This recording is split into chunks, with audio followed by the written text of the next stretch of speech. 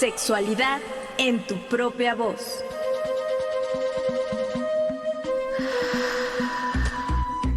Historias, mitos y revolcones del pasado que resuenan en el presente.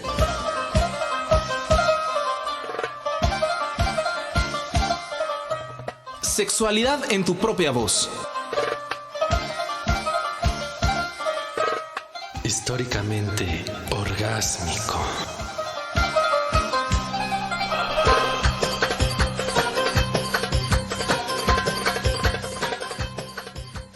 Muy buenas noches, bienvenidos y bienvenidas a su programa Sexualidad en tu propia voz. Yo soy Ángeles Ortuño y como cada jueves comparto los micrófonos a larga distancia con Juan Carlos Hernández Meijoiro. Angie, ¿cómo estás? Buenas noches, ¿qué dice la vida? Y esto sigue para arriba, que no se ha estabilizado para nada, las infecciones siguen al alza. Sí, y creo que nos tenemos que poner todos y todas las pilas, Juan Carlos. Y Sí, en realidad queremos que esto baje, creo que tenemos que hacer conciencia, estar usando cubrebocas en todo momento, evitar salir, pero justo para que las actividades esenciales que esta ciudad requiere todos los días, con pandemia o sin pandemia, pues puedan seguirse realizando de la mejor manera y sin exponer a los demás. Sí, pero además, miren, el número de muertos empieza a ser cada vez más cercanos. Yo quiero mencionar a mi amigo Alfredo Salazar Duque, el Chuzo, maestro de la Universidad Autónoma de la Ciudad de México, que falleció el 1 de noviembre. Yo me enteré apenas la semana pasada. Y bueno, ha sido muy triste para mí darme cuenta que gente que aprecio mucho a El Chuzo lo conocía desde hace 30 años allá en Jalapa cuando yo vivía. Así que la gente que no cree, la gente que se está arriesgando, por favor,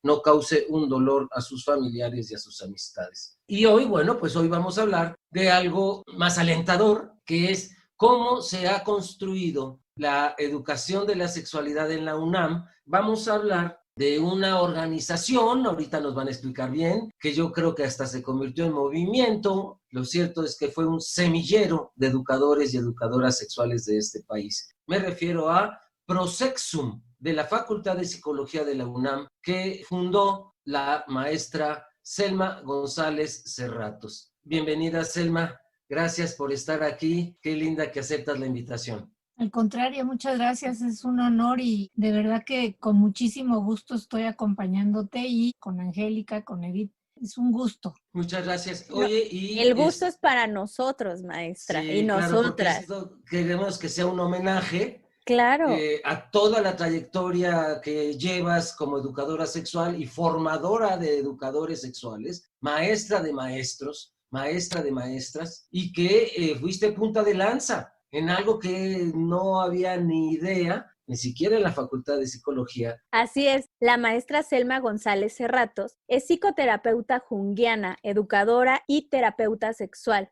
académica y fundadora del programa de sexualidad humana Prosexum de la Facultad de Psicología en la UNAM, máster en autoconocimiento, sexualidad y relaciones humanas en terapia de reencuentro. Ha participado en la fundación de la FEMES. También ha sido miembro de la Sociedad para el Estudio Científico de la Sexualidad en Estados Unidos y representante internacional de la misma durante el periodo 2003 y 2007, o sea, 4 años. Presidenta de CAPSEX, periodo 2004 a 2006 y cuenta con el reconocimiento a la trayectoria como sexóloga y educadora sexual por parte de la FEMES 2009 y el reconocimiento Sor Juana Inés de la Cruz 2013 que otorga la Facultad de Psicología de la UNAM. Así que, como dices, Juan Carlos, maestra de maestros y maestras. Sí, así es, manteles largos, estamos aquí hoy en Sexualidad en tu propia voz. Y como vamos a hablar de todo lo que has hecho, querida Selma, que es mucho, solo de una parte del programa de educación sexual de la Facultad de Psicología de la UNAM, que lo abreviaste bien como a favor del sexo, es decir, Prosexum. Así en 1 minuto, 2 minutos, para hacer un corte y volver a profundizar el tema, ¿qué es, qué fue o qué es Prosexum? Bueno, mira, tiene una historia ya de, fíjate, desde el 82. En el 82 empecé a petición de los alumnos porque sabían que yo había hecho algunos estudios en AMES, ahí me formé que es la inicialmente. Asociación Mexicana de Educación Asociación Sexual. Mexicana de Educación Sexual. Con Esther Corona. Sí, allá en la Condesa. Ellos sabían, entonces algunos me pidieron, oye, ¿por qué no hablamos sobre sexualidad? Que es increíble que aquí en la facultad nadie habla de esto.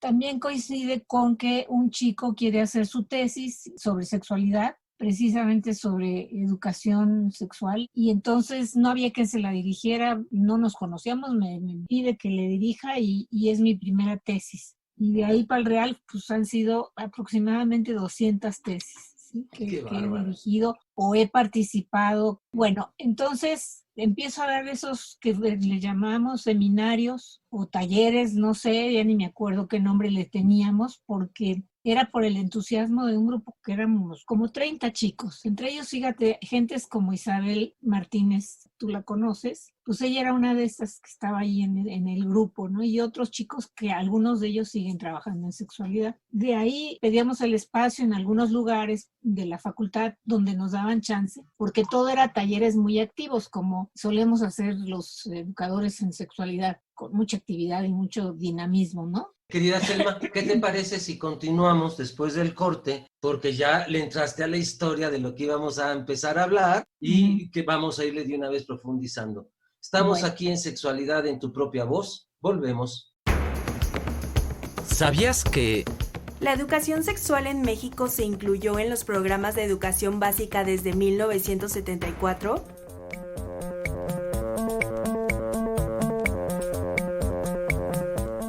México fue pionero dentro de América Latina en incluir temas de pubertad, reproducción humana, prevención de embarazos e infecciones de transmisión sexual dentro de los programas de educación básica.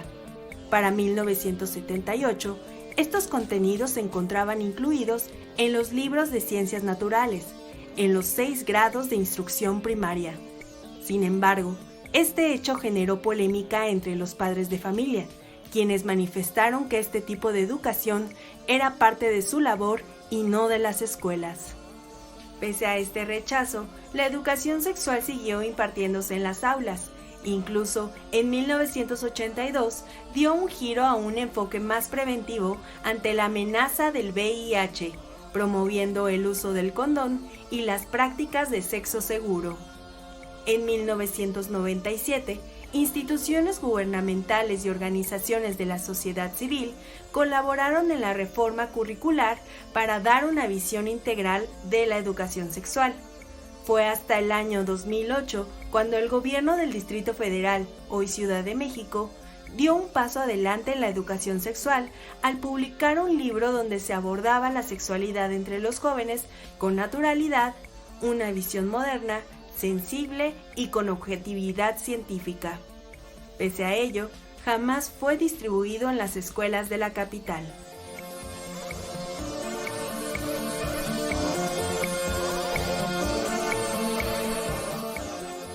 Del artículo Educación sexual, una polémica persistente, del Instituto Nacional para la Evaluación de la Educación en México.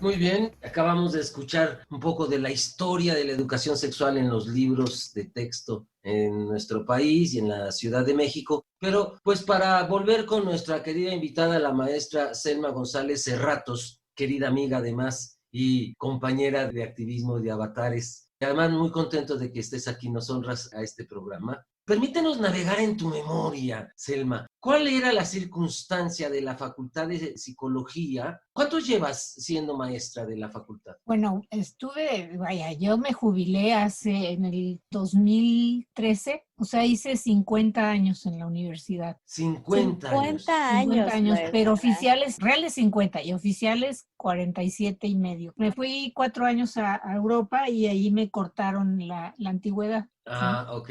Pero regresaste y volviste a obtener tu base. Sí, regresé en el 75, casi 76. y me reincorporé a la facultad. Muy bien. ¿Y qué pasaba en la Facultad de Psicología cuando tú llegas? ¿Había algo de algún movimiento, activismo a No, favor de los derechos de los no, gays, no, para nada, absolutamente nada. anticoncepción, Te digo que aborto, Nada de lo feminismo? que vemos, o ven las estudiantes ahora. O sea, me imagino que la maestra picó piedra y saltó vallas y tiró Sí. muros porque Sí. creo que nada que ver ahora pañuelos verdes, pañuelos morados, los Sí. anticonceptivos, como dice Juan Carlos. La verdad es que no había nada y tan así que te digo que un chico quiso hacer su tesis sobre el tema y no había quien se la dirigiera. Es más, ni querían recibirle el tema porque decían, no, pues ¿para qué? Y además esos temas no se dan en la facultad, no hay quien te dirija. Entonces ahí empecé a la parte ya más formal. Es increíble, ¿a poco no, querida Selma, que en la Facultad de Psicología no tengamos, porque yo estudié en la UAM, pero era la misma situación, temas de sexualidad? Era impresionante, ¿no?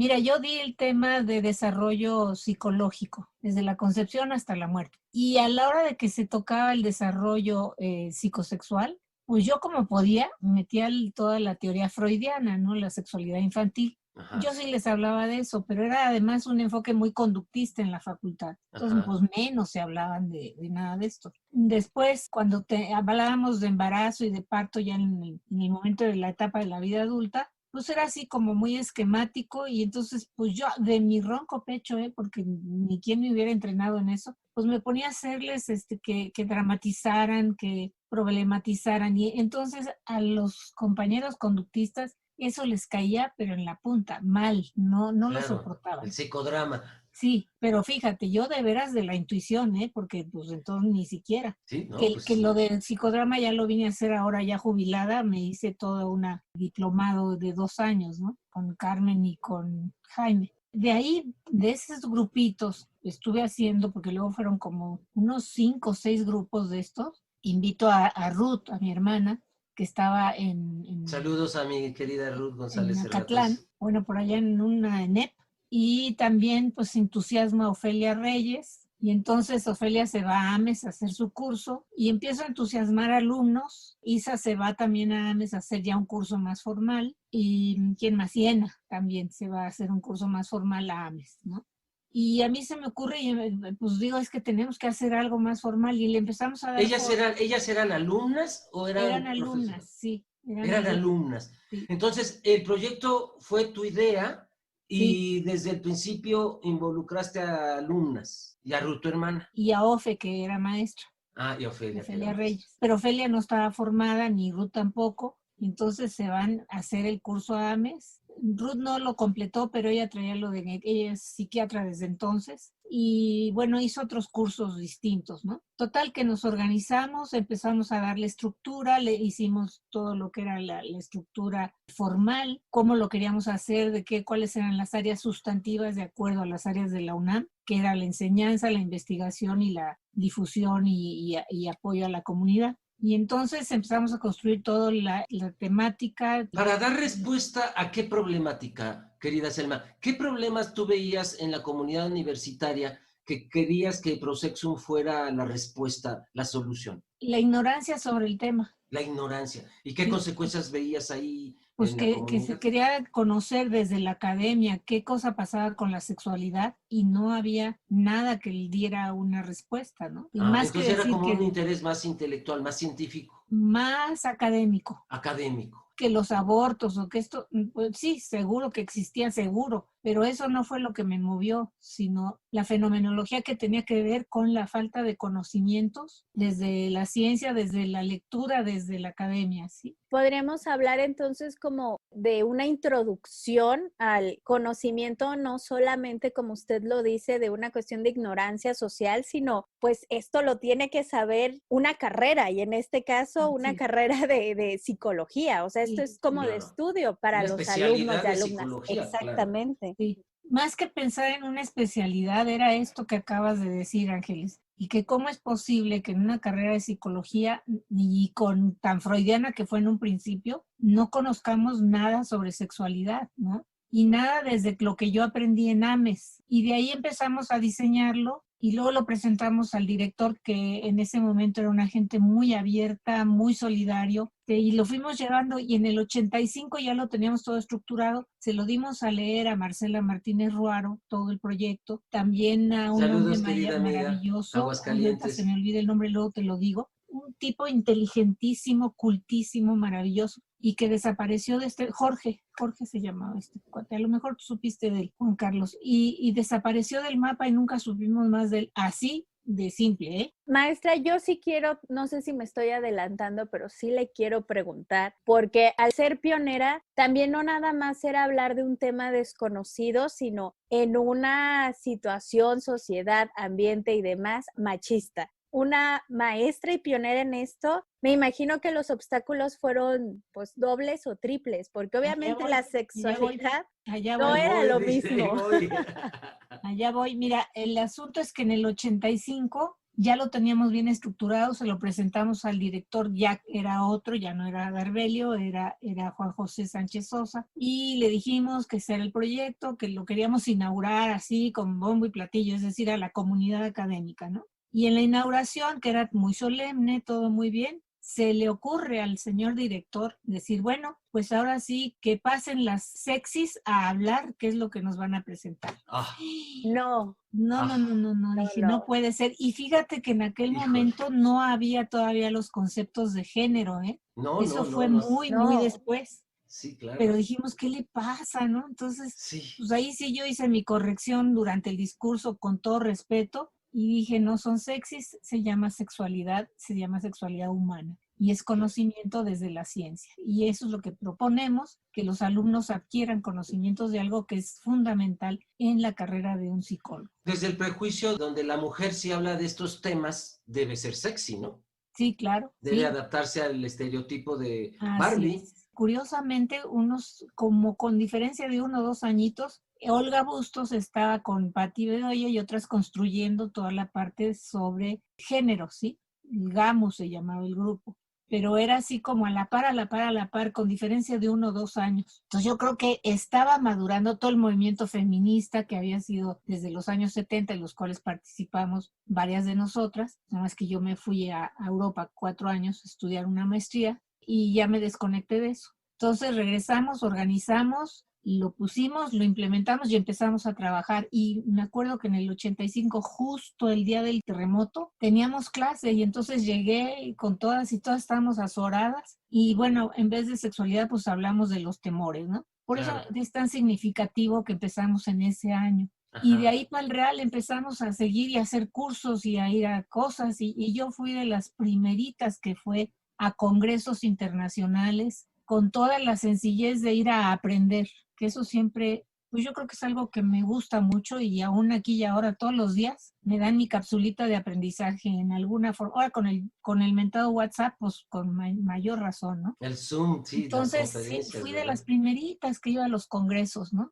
Y después aparece también por ahí, añitos después, no muchos, Eusebio. Estaba otra... El gran doctor Eusebio Rubio, que estuvo con nosotros hace 2 semanas. Aparece él también y Esther sigue con NAMES y nosotras vamos creciendo poco a poco y trabajando y formando. Y tuvimos muchos problemas, por ejemplo, hasta para el espacio físico. En 2 ocasiones nos movieron y en una de ellas nos desbarataron todo el cubículo, que era una pecera de cristal, que nos agenciamos en un pasillo. Nos dijo el director, sí, quédense con ese espacio, no lo usa nadie, háganlo cubículo. Y nos lo desbarataron, dejaron todos los libros botados. ¿Quién lo desbarató? Sí. El director en aquel momento, porque dijo que era un pasillo y que no era cubículo, aunque había una puerta que salía al exterior en caso de necesidad, pero bueno, para decirles cómo había tanto rechazo al tema. ¿Tú consideras que era por el tema? Sí, era por el tema. Sí. Era por el tema, porque les molestaba mucho, había mucho machismo, con eso quería yo decírtelo, Ángeles, había mucho machismo con las autoridades, ¿no? Y mucho violencia, por ejemplo, de hostigamiento de los maestros hacia alumnas, y nosotras protestamos, nos movimos, hacíamos cosas para evitar esto, ¿no? O por lo menos para evidenciarlo. Perdón, maestra, ¿cuántas mujeres había en este círculo de estudio y de todos los nombres que nos has mencionado, aparte de ti? No te puedo decir número, pero sí, siendo una facultad que éramos la mayoría mujeres, pues eran muchas mujeres.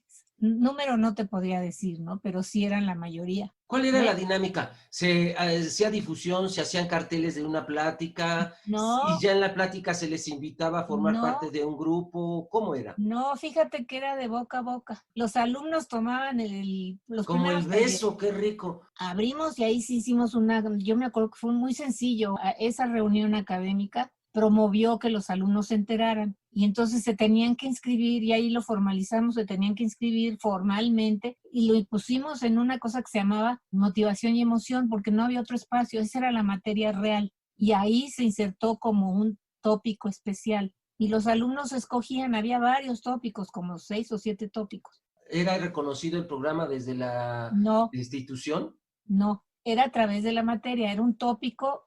El tópico de sexualidad humana era un tópico especial dentro de la materia de motivación. Camuflajeado porque si no, no se podía avanzar. No. Vamos a irnos otra vez a un corte, querida Selma. Ok. Vamos a regresar a que nos sigas contando cómo era la dinámica que generó todo este movimiento de educación sexual en la Facultad de Psicología de la UNAM, aquí en Ciudad de México. Estamos en Sexualidad en tu propia voz. Volvemos.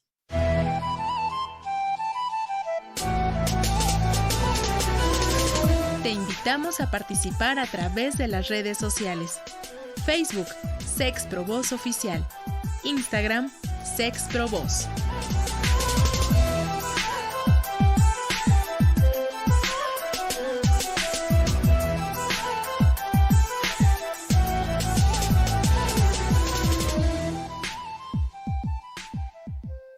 Acaban de escuchar nuestras redes sociales y como saben, cada jueves leemos sus mensajes y comentarios que nos dejan en las mismas. El programa pasado hablamos sobre la vida, obra y sexualidad de Katy Horna. La verdad fue un programazo, Juan Carlos. A mí me gustó mucho y bueno, creo que a la gente también le gustó. Sí, fue un programa que nos ayudó a conocer a otra mujer muy particular, excepcional. Así es. Nos comenta Lorenzo Sánchez. La lucha anarquista, desde por lo menos un siglo, es verdaderamente heroica. Miles de mujeres y hombres han dado por ese ideal su libertad, su inteligencia y hasta la vida misma, para la emancipación social. Hoy y desde hace mucho tiempo ha sido difamado por la derecha fascista y la izquierda contraria. Gracias por tan interesante programa. Saludos cordiales a Laila Sánchez Curi y a todos los compañeros y compañeras que realizan el programa. Marcela Gómez, como todos los jueves, esperando a que inicie el programa. Un saludo desde Monterrey. Carlos Gómez.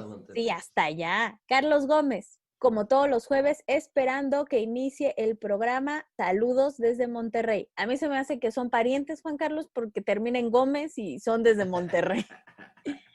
Tania Castilla Rocha contesta la pregunta si conocían alguna obra de Katy Horna y nos dice que ninguna. Así que esperemos que este programa le haya servido para buscar todas las obras de Katy. Juan Gabriel López Robledo, gracias por el tema de hoy. Lo sigo cada jueves desde Tlalpan. Qué alegría que haya estado Sánchez Curi y que le guste el Bauhaus. Así que, bueno, aquí la isla tiene un montón de fans, Juan Carlos. Sí, no. Sí, y además parte ya de Radio Educación. Así es. Oscar Chávez Lanz, nuestro amigo chamán, como decimos, hermanito. Amigo querido, chamán, compadre, todo, maestro, todo. Nos comenta la imagen que compartimos sobre los datos del contacto del programa y nos dice que el teléfono de cabina no funciona. Querido Oscar, yo sé que siempre te digo que siempre nos estás regañando, pero no es cierto. Nos encanta que nos digas. La cuestión es que por el momento no estamos grabando en vivo, por lo cual no estamos en cabina. Entonces, la manera de comunicarte con nosotros es a través de redes sociales. Grabamos el programa unos días antes, así que los comentarios que surgieron del programa pasado los estamos diciendo en cada jueves. Uno pasando el tema, los comentamos porque no los podemos ver en forma inmediata, compadrito carnal. Así es, así que muchas gracias por todos los mensajes que nos dejan, ya sean en las imágenes, en los enlaces, porque los estaremos siempre diciendo aquí en los programas. Muy bien, pues gracias por sus comentarios aquí al programa, aunque se los comentemos, como dijimos, una semanita después, estamos aquí al pie del cañón. Y bueno, querida Selma, ¿cuáles eran los principios en los que se basaban las pláticas y los cursos y los talleres que daba Prosexum? ¿Cuál era, digamos, la declaración de principios que ustedes tenían? Todo estaba basado en una educación para la libertad de decisión en aquel momento, ¿sí? Todavía no se hablaba de salud sexual. Para poder tener conocimientos basados en lo que se sabía hasta ese momento de la ciencia. Es decir, en aquel momento, pues Masters y Johnson y las encuestas que empezaban, y empezaba ya el SIDA, el VIH-SIDA. Estamos ¿no? hablando de los 80s. En el 85. Así. Y entonces nosotras estábamos permanentemente en cuanto curso, taller, seminario, lo que fuera, nos metíamos todas así en grupo, ¿no? A tomar estas actualizaciones o novedades para nosotras, ¿no? Desde la educación para la libertad de decidir, dices. Sí. Ese era como un principio regente, un eje Sí. de las pláticas. Y basado, ¿sabes en qué? En todo lo que ya se había trabajado en Sudamérica, en Argentina y en Uruguay, que era una educación contestataria y muy liberadora de los prejuicios y de la violencia. Y entonces empezaron a meter temas cada vez más. Por ejemplo, el del abuso sexual fue un tema que nos costó mucho dificultad poder ponerlo y bajarlo así a concreto en la tierra para poderle dar el contenido temático, ¿sí? Entonces, éramos 4 maestras dando clases. Tenían un programa formativo, haz de cuenta, ahí al interior de Prosexum, tenían que tomar 3 cursos de iniciación, no sé por decir algo, 3 de medianos. No. ¿Se graduaban en algún momento? No, mira, el asunto era, lo que te estaba diciendo es que empezaron los alumnos a tomar las clases y entonces eran 2. Motivación y emoción 1 y motivación y emoción 2. En la primera parte, y eso se daba ya en el 7º, 8º y 9º semestre, que son los 3 últimos. Y entonces tenían que cursar el primero, que era más bien todo lo que era anatomía, fisiología, desarrollo psicosexual, etcétera, ¿no? Eran como materias más hacia las ciencias duras, ¿no? Y a la par se iba haciendo una investigación como práctica, que era bastante estricto, con metodología muy estricta, en aquel momento pues muy cuantitativa, porque todavía no sabíamos de cualitativo. Y en el segundo semestre eran las partes conflictivas, problemáticas de la sexualidad desde la parte social. Temas delicados. Sí, como aborto, la violencia sexual. Y ahí es donde Ruth empieza el programa maravilloso que luego pues, se acabó y desapareció. Y de ahí se derivaron un montón de tesis, que yo creo que entre todas las compañeras llegamos en aquel momento a dirigir más o menos unas 300 tesis. ¿Sí? ¡Qué bárbara! Pues yo solita de participar o como directora, pues te digo, tengo 200 tesis. Y Ruth también empezó a dirigir tesis, también Ofelia. Y después también estuvo Eddie con nosotros. Eddie Villaseñor, la querida amiga, saludos a Los Cabos. Sí, gran trabajo que está haciendo allá Eddie en Los Cabos. Y también había un espacio para servicio social. Entonces pues, trabajamos con varios de ellos que en su trabajo... ¿Y qué hacían los prestadores de servicio social? ¿Qué función tenían en Prosexum? Bueno, hacían trabajo de irnos a acompañar a donde dábamos cursos, a programas con estudiantes y a estar acomodando lo que había que acomodar, cosas administrativas, porque no teníamos ni máquina de escribir, ¿eh? Entonces, ayudaban en todo y estaban en todo y a la vez estaban haciendo muchos de ellos de ahí sacaron su tesis.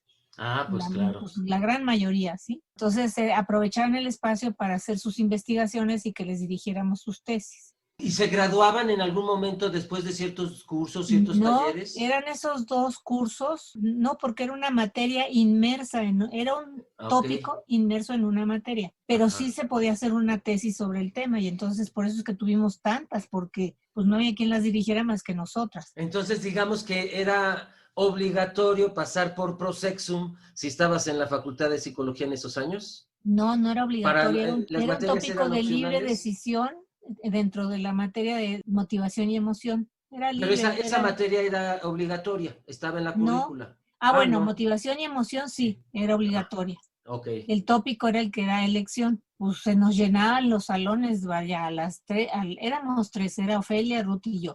Y se nos llenaban los salones hasta 60 alumnos en el primer semestre, que bajaba en el segundo porque ya ellos ya se iban de la facultad y se quedaban aproximadamente entre 20 y 25 alumnos en el segundo semestre, que son un montón. ¿Y algunos de ellos se reintegraron a participar contigo como Eddie Villaseñor en Prosexum? Mira, era muy curioso porque hacían el servicio social y eso creo que les sigue pasando y no se querían ir, se quedaban 1 o 2 semestres más de voluntarios, ¿no? Haciendo trabajo voluntario. Después la facultad fue modificando algunas de las estructuras y había lo que se llamaba servicio de profesionalización y ahí entramos nosotras con programas muy importantes de profesionalización, prácticas profesionales se llamaba. Y luego abrimos un diplomado precioso, que bueno, ese llegaste tú a apoyarnos con tu tema de historia. Yo creo que en su momento hicimos 3 o 4 grupos, 3 o 4 generaciones. En su momento yo creo que era de los, si no el mejor, de los mejores en todo el país. ¿El diplomado estaba abierto a todo público o solo sí, gente de la el diplomado facultad? estaba abierto a todo público en educación continua. Y ese, pues claro, lo cobraban, ¿no? Sí tenía un costo. Oye, Pero entonces queremos decir que Prosexum tiene un alcance más allá de la Facultad de Psicología de la UNAM. En aquel momento sí, claro, los requisitos eran muy altos y muy exigentes para poder, porque eso lo marca la UNAM, no nosotras. Sí, hay unos requisitos para entrar a cualquier diplomado de la UNAM, porque ahí sí se otorgaba una constancia, un diplomado precisamente, un diploma, que es lo que tú me preguntabas hace rato. En la materia no, porque era una materia, un tópico dentro de una materia. Solo había que aprobarla con las tareas que se hicieran. Sí, lo tenían que aprobar porque era parte de la calificación que sí tenía un peso curricular. Y así estuvimos peleando desde entonces para poder meter una materia. Se viene el cambio curricular y logramos que se hiciera una materia. Pero llegan los gandayas de psicología social y nos la quieren quitar y nos querían poner como las prácticas que ellos tenían que hacer, que las cumplieran otra vez como un subtítulo y un subtema, ¿no? Y no sabes cuánto peleamos por eso. Finalmente se logra y se la dan a un cuate que ni era de la facultad, que entró por fuera y que yo, pues con todo mi respeto, a mí no me gustaba su orientación, ni mucho menos. No tenía nada que ver con nosotras. Se había con formado, los principios de Prosexum. Ni con la facultad, ni con nada, ¿no? Pero quién sabe cómo le hizo para entrar como maestro. Y se la dan a él, pero así de dedo. Para mí fue una ofensa muy grande, fue una traición muy grande por parte de las autoridades. Entonces, pues bueno, finalmente ahora ya están por lo menos ENA dando la clase, ¿no? ¿ENA niño? ENA niño, sí, por lo menos ya ahora. Porque yo me jubilé. ¿Prosexum continúa? Claro, continúa, sí. El que yo me haya jubilado no quiere decir que yo no era Prosexum. ¡Qué maravilla! Porque yo fundé y luego Ofelia tomó las riendas por 12 años y luego toma ENA las riendas de manera muy eficaz y es la que está ahora al frente del programa, ¿no? El programa sigue. Muy bien. Pues vamos a regresar, querida Selma, vamos a regresar a continuar hablando de Prosexum y que nos des una conclusión sobre la educación sexual en México. Estamos aquí en Sexualidad en tu propia voz. Volvemos.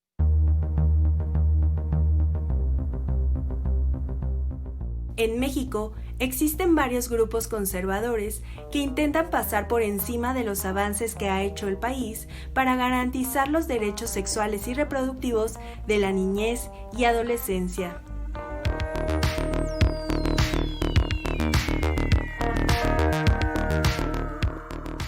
La acción de estos grupos contra la educación sexual en México data de principios del siglo XX. Su estrategia ha sido presentar una educación como una amenaza que podría destruir la cultura, la sociedad y el desarrollo de la infancia. En 1974, organizaron manifestaciones ante los primeros contenidos sobre reproducción en los libros de primaria. Posteriormente, tuvieron presencia constante desde los años 80 ante las políticas de prevención de VIH con la intención de que se promoviera la abstinencia y la fidelidad como medidas preventivas válidas. En el año 2000, el triunfo electoral del Partido Acción Nacional colocó a actores conservadores en cargos estratégicos de gobierno, y las organizaciones conservadoras aprovecharon la coyuntura para tratar de incorporar la perspectiva de familia en las políticas públicas y la visión de abstinencia en la educación sexual. Sin embargo, no lograron detener varios avances en derechos sexuales, tales como la legalización del aborto, matrimonio igualitario e identidad de género en la Ciudad de México.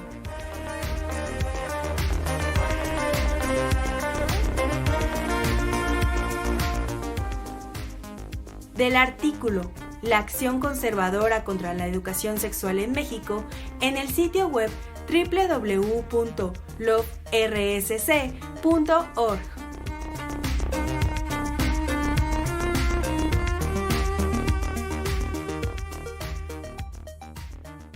Volvemos de la cápsula donde se platica de grupos conservadores que se oponen a la educación sexual liberal y basada en los principios que nuestra querida invitada, la maestra Selma González Cerratos, nos platica que eran los principios que regían la educación que ella recibió primero de AMES y luego impartía en ProSexum.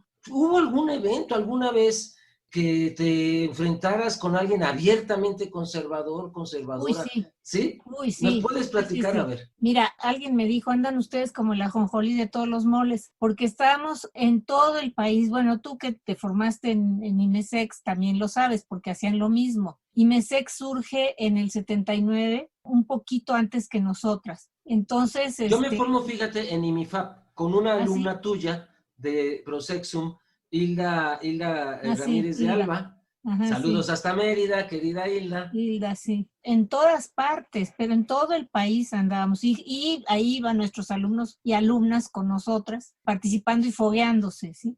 Por ejemplo, esto de los derechos sexuales de las jóvenes nació en ProSexum, y eso nadie lo sabe. Nosotros participamos en todos esos grupos focales que ella hizo y esos talleres. Eddie Villasina. Eddie, sí. Pero bueno, esa es una parte. Pero sí tuvimos ataques, sobre todo, ¿sabes de quiénes? De los médicos. Era terrible los ataques de los médicos. Ellos querían saber, y era, pero consistentemente la pregunta, ¿dónde le toco a la mujer para que se excite y reaccione? Y yo le enseño a mi paciente, tóquele ahí y ya su mujer va a reaccionar. Como un botón. Entonces era terrible, ¿no? Y pleitos muy grandes. O con maestros en provincias, que algunos de ellos de Provida y en San Luis Potosí y en Guanajuato, que sigue siendo la misma historia, de ser gente muy, muy reaccionaria y muy conservadurista, y de salirse de la clase o de insultarnos, o también maestros, por ejemplo, normalistas, prepotentes, mamones, así arrogantes, que venían a darme las clases a mí, y yo,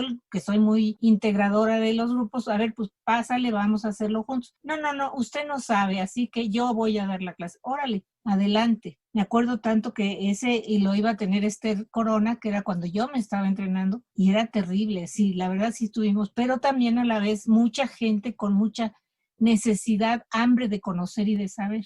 O sea, lo repito, yo sé que siempre ando sacando mis temas feministas, pero creo que es una lucha de todos los días desde hace años. Y lo que nos está diciendo justo la maestra Selma es, no nada más es como estar como convenciendo institucionalmente a la universidad de la importancia de tener una materia. O sea, nos hablaba de una materia, cuando yo creo que toda la carrera de psicología tendría que basarse en esto, sino ahora convencer la cuestión médica, todos estos estereotipos, todos estos machos con los que la maestra se enfrentó, no nada más institucionalmente, sino de decir, voy a otros estados, voy a otras escuelas, y es como, usted no sabe, o sea, esta barrera de usted no sabe, usted es mujer, usted es una maestra, ¿qué me va a venir usted a enseñar a mí que soy médico, no? Porque siempre es este pleito con los médicos de que ellos son casi sabedores de todo. Entonces, son dioses. Exacto. Pero mira, había una cosa, por ejemplo, en programas de radio, de televisión, más de radio no, porque nos iniciamos, como dijo un día Oscar Chávez, y nuestra primera vez fue con Pati Kelly ahí en Radio Educación. Pero en televisión, que también fue muy bonito, fue con una mujer maravillosa. Había programas en donde hablaba el tipo, decía de su ronco pecho lo que quería decir desde su muy particular punto de vista. Tú le decías algo y él o ella te lo refutaban y decían, no es así, porque y ponían todos esos estereotipos sexistas, machistas, misóginos y demás. Entonces había que corregir. Ya de los últimos que participé fue muy bonito, porque éramos 4 maestras y maestros de la universidad, de Ciencias Químicas, de Medicina y yo, y una chica de la Ibero que la pobrecita de verdad andaba bien perdida. Logramos mover las cosas a donde se hablara de sexualidad desde la ciencia y desde el conocimiento. Y luego entramos con toda la parte del género. Yo me acuerdo, Ruth y yo, estando en el PUEC, que éramos muchas que íbamos El ahí programa universitario de estudios de género de la UNAM. Para saber qué era eso del género y me decía Ruth así, oye, ¿tú qué entiendes por género, no? Así, de ese tamaño, ¿eh? Te estoy hablando de hace unos 18 años o más, sí, claro, 20 claro. años. Entonces nosotras mismas siempre estuvimos en actualización y en conocimiento y en aprendizaje. Y yo traía cosas del extranjero o de la CUADES, traía yo todo eso para la facultad, para nuestros chicos, ¿no? Sí, maestra, y justo mi pregunta de todo lo que le estaba diciendo, de esta lucha con la que se encontró, ¿cuál fue el impacto? Así como nos dijo que había maestros, médicos, no solo ahí, sino afuera, normalistas, que era de ustedes no saben qué nos van a venir a enseñar, el impacto en los estudiantes y en las estudiantes, o sea, estas, no sé, me imagino estas chicas de llegar y decir, oigan, yo quiero saber, quiero investigar, cómo ayudo, qué hacemos.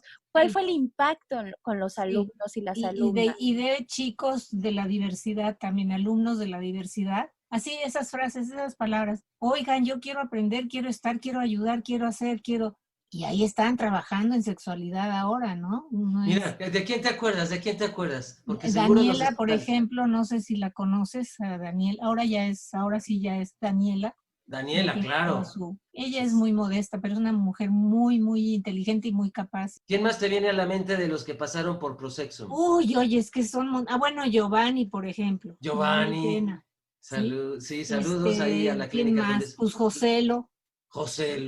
Roberto Guadarrama. Igual, bueno, mientras no se reciba, no. Yo estoy enojada con Robert te habla. Pero también... Ricardo Ayón. Ayón, sí, Ricardo que ahora Ayón, anda en claro Gendes, sí. Lidia Miranda. Lidia, sí. Maribel Ortega, ¿te acuerdas? Sí, pues es que son, mira, si hago cuentas, son, pues no sé, son miles de alumnos. Fíjate que es personas que yo les conozco y que me han aportado mucho en estos temas y me alegra mucho saber que tú fuiste su maestra. Maribel, Alejandrina, Claudio Topanzin, son gente de la que yo... claro. Y ahora saber que formaron parte de tu materia y de Prosexum, de tu visión, confirma que lo que te decía, Prosexum se convirtió en un semillero. Sí. De gente que ahora está dando fruto por todos lados. Sí, de Clau estaba, hay otro chico que también luego se fue a... Pues, es que son tantos que de veras me sería muy difícil decirte cuáles y quiénes, pero sí. Sí, claro. Pero digo, yo me di cuenta, ¿sabes cuándo, Juan Carlos? En Aguascalientes, cuando hubo un festejo y que me echaron ahí un Goya, hijo, me di cuenta de cuántos alumnos había ahí y que me los encuentro. Cuando íbamos a provincia me encontraba algún, ¿qué andas haciendo? Pues aquí trabajando en sexualidad, maestra. Pero muchos, ¿eh? Qué emocionante. En todo el país, del norte a sur y de este a oeste, en todo el país, porque andamos... ¿Qué hace falta en la educación sexual en la UNAM?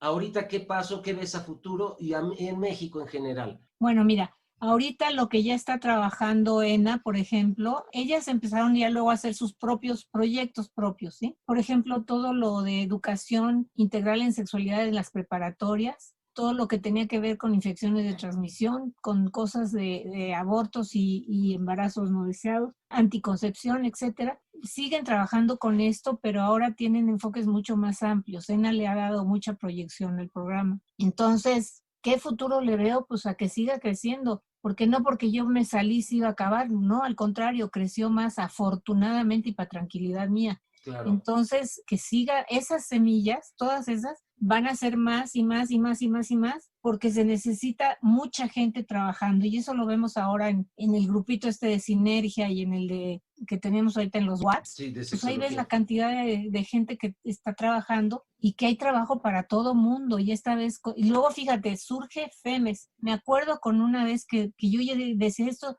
Yo ya iba a congresos, ya iba a cosas. FEMES es la Federación Mexicana de Educación Sexual y Sexología. Bueno, un día le digo a Eusebio, oye Eusebio, nosotros queremos platicar contigo. Queremos ver si podemos unir fuerzas porque ya esto nos está quedando chiquito. Necesitamos crecer y tú en medicina, él estaba dando clases en medicina, de sexualidad y nosotras en la facultad. Y pues vamos uniendo fuerzas. Y así fue creciendo esa inquietud y ese movimiento y esa idea. Y cuando Ofe y yo nos fuimos a un congreso de sexualidad a la India, y estos se fueron a La Habana, y ahí empezó el movimiento, los pleitos. Y bueno, allá fue en Cuba donde surge la primera convocatoria de la FEMES, yo lo recuerdo, en el exactamente. 94. Y cuando yo llego me dice Óscar, oye, ¿tú qué sabes? Que dije, a ver, a mí no me digas, yo no estaba, yo no sé. Y de ahí surge FEMES. ¿Qué tema le ves a la educación sexual pendiente en México? Ahora son los papás y mamás, o mamás, yo diría, mamás y papás, con lo del PIN parental y toda esta cosa.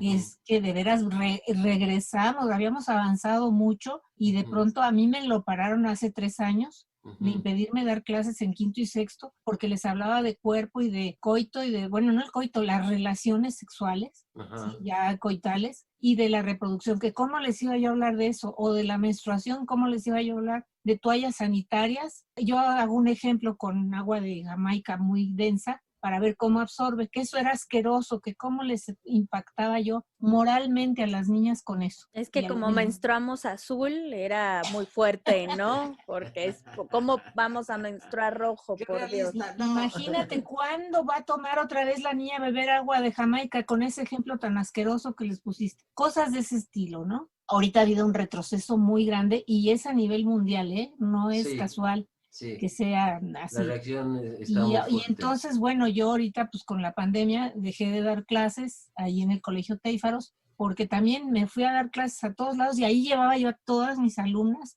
a que practicaran, a que ellas también le entraran al toro a dar clases, ¿no? Claro. Y pues siempre las llevaba conmigo, todas nosotras las llevábamos para que practicaran. Y sigue Prosexumo en ese tenor. Querida Selma, pues muchísimas gracias por lo pronto. Tenemos que cortar aquí. Ajá. Sí, como que eres para mucho. La maestra de muchos maestros y maestras mías, así que eres la maestra de las maestras y maestros. Y te agradecemos este tiempo. Y que lo sepa, no nada más directamente fue maestra, sino indirectamente, porque todos los que vamos llegando y van llegando, por supuesto que tenemos mucho que agradecerle, maestra. Fue directa o indirectamente de muchos que nos han enseñado. Pues que muchas siga gracias. El compromiso, que siga, porque si no, ahora sí que no puede, esto no se puede quedar así, tiene que seguir. Muchísimas gracias a la maestra Selma González Cerratos. Gracias a ustedes que nos escucharon. Yo soy Juan Carlos Hernández Meijueiro. Y Ángeles Ortuño. Nos escuchamos la próxima semana.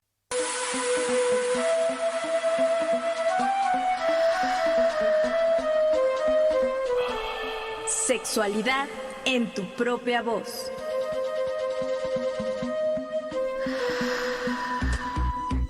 Historias, mitos y revolcones del pasado que resuenan en el presente.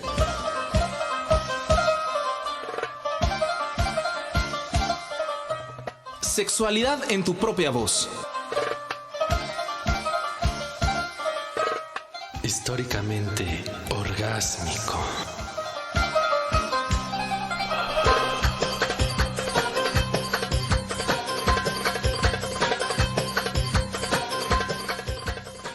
Agradecemos al público que nos sintonizó y a nuestro equipo de producción: Luis Luna, Edith Rojas, Alejandra Montes de Oca, Óscar Solís, Liliana Rodríguez, Germán Mejía, en una producción de Graciela Ramírez para Radio Educación.